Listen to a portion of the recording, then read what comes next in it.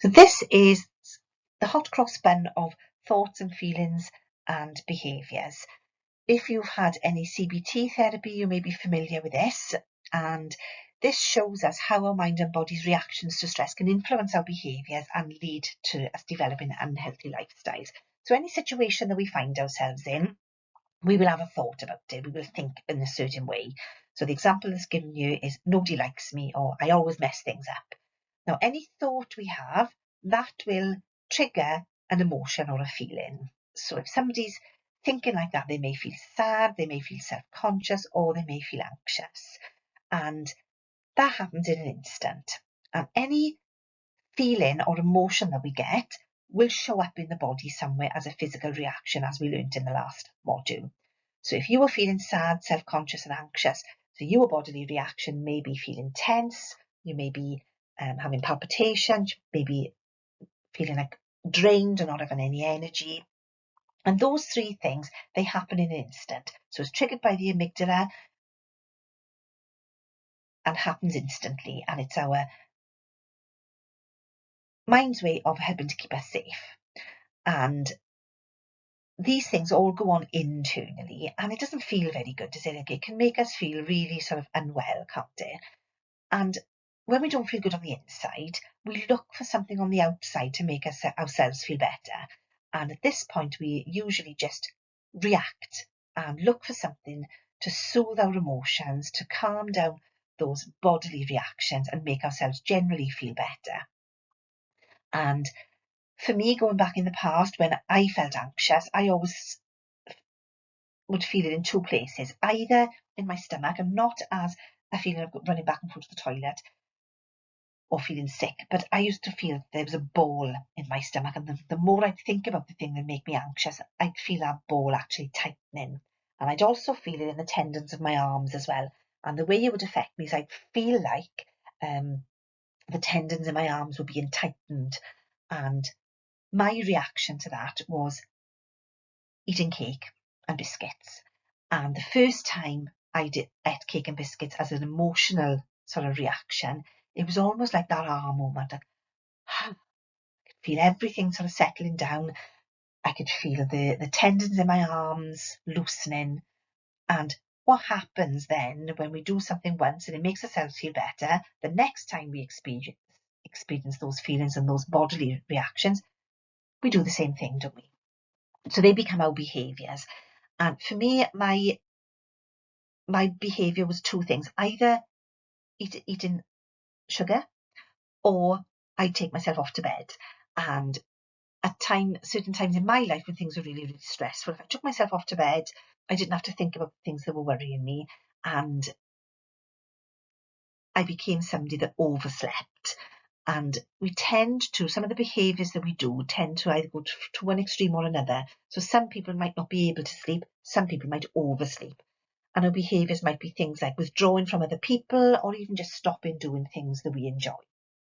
So the key, and then what happens then, we do that behaviour, and then we'll have a thought about that behaviour. So when I'd have all this sugar, and in the short term, it helped, but longer term, I had much longer consequences, because I ended up putting on 5 stone in weight.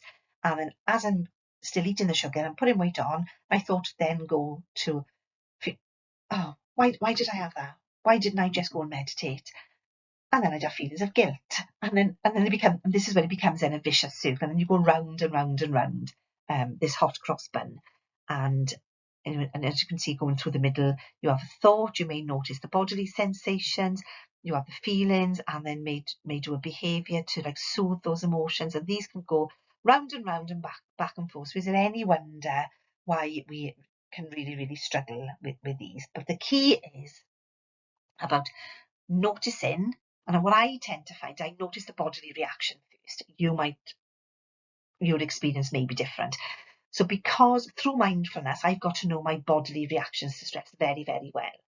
And I know now that if I'm feeling anxious, I'll have this reaction in my stomach or in my arms. And if I notice that I'm having that reaction, and I only get this when I'm anxious, I don't get it at any other time, I'll notice that, and then I'll think, oh, right, I must be feeling anxious about something. So I'll go back then, okay, and think, right, my thoughts must have changed, because I can hand on heart, honestly say that every single time that I've kind of hit rock bottom, it has started with a thought and started with me thinking negatively about a situation. And it's almost like I've got to a point that when I start thinking negatively, I can almost feel my energy levels sort of dropping straight away.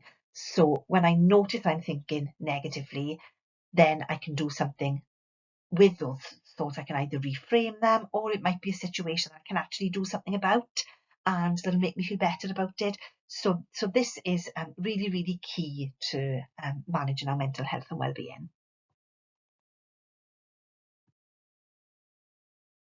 And then what we tend to do when we come to having all of that going on internally, we tend to react. And the way we react is by looking for something to either block things out, or a sense of like drowning our emotions, or soothing our emotions, drowning them out. The ways that we do that are different for everybody.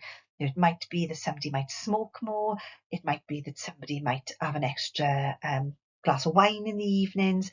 Me, it was sugar. It might be that somebody might take a bit of extra pain medication, withdrawing, throwing yourselves into exercise, throwing yourselves into work, isolating yourselves. It can be overeating or undereating, not moving or moving too much. It can be things like throwing yourself into social media, retail therapy. All those sorts of things are all things that we seek out to either block things out and avoid having to deal with the uncomfortable emotions, or drowning them out and soothing them so that to make ourselves feel better.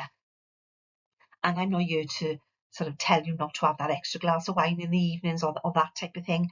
It's just about being aware of this. And it's about the intention behind it. I mean, if you were having, a social glass of wine in the evening, it can really help us to wind down, can't it? But if the intention behind it is to block things out and avoid, then it's worth thinking about, okay, what's going on here? And as I said, some of these things can help in the short term, but longer term we can end up with more difficult life situations or challenges then that causes us more problems.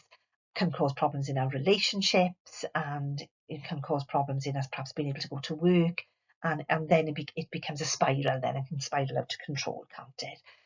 And this can be quite tough. And there was something else I was going to say to you then, and it's just slipped my mind. I was going to tell you something else then, and this might be a good point to mention, that I've got a fibromyalgia diagnosis, and one of the ways that it affects me is losing my train of thought, or can't think of a word, and sometimes it'll come back and sometimes it won't, and that has literally just happened.